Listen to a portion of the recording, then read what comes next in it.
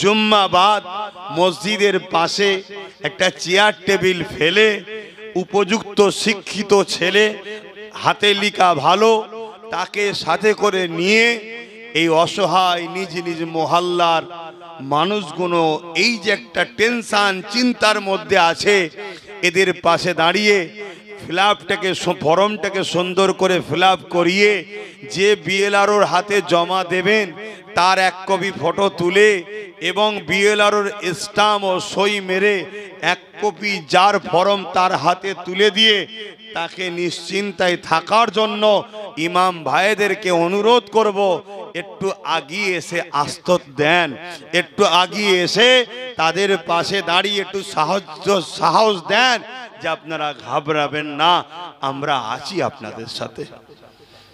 কি এটা দরকার আছে তো নাকি? আশা করছি আমার এই ভাইয়েরা সহ যেখানে যেখানে আমার আওয়াজ যাবে আমার ইমাম ভাইয়েরা এই সময়ে একটু পাশে দাঁড়াবে, কেন ইমামদের উপরে সাধারণ মুসলিম সমাজের একটা অনেক ভক্তি, বিশ্বাস, ভালোবাসা আছে এবং ইমাম যখন কিছু বলবে বা একটা কিছু চাইবে বিশ্বাস করে সবাইকে দিতে পারে, অন্যজনকে দিতে পারে না।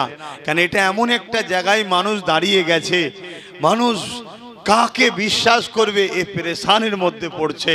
আর আমি বলবো যার তার হাতে ফর্ম জমা দেবেন না। কথা যখন এসে গেছে একটু বলে দিচ্ছি, দুটো ফর্ম দেবে। কটা ফর্ম? দুটো। আর যদি নতুন কেউ ভোটার কার্ডে নাম তুলতে চান, হয়তো ভোটার কার্ডে নাম ছিল না, তার জন্য ওই ব্যক্তিকেই বলবেন 6 নম্বর বলে একটা ফর্ম দেবে, সেটাকে নিয়েও এই সময় দিয়ে দেন, তাহলে বাপ মার সাথে আপনার নামটাও এসআইআরও উঠে যাবে, ভোটার কার্ডেও উঠে যাবে। কথা বুঝে আসছে?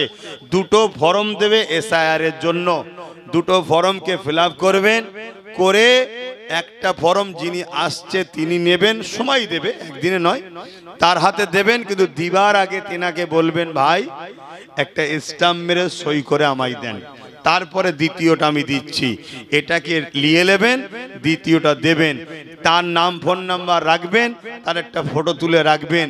কেন বিএলআরও যদি কাউকে ডুবায় ইচ্ছা করে তাহলে কান টানলে মাথা আসে।